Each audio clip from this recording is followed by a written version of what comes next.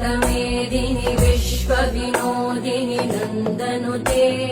गिरिवरविन्ध्यशिरोधिनि वासिनि विष्णुविलासिनि जिष्णुनुते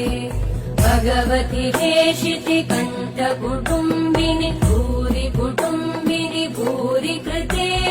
जय जय हे महिषासुरमर्दिनि रम्यकपर्दिनि शैलसुते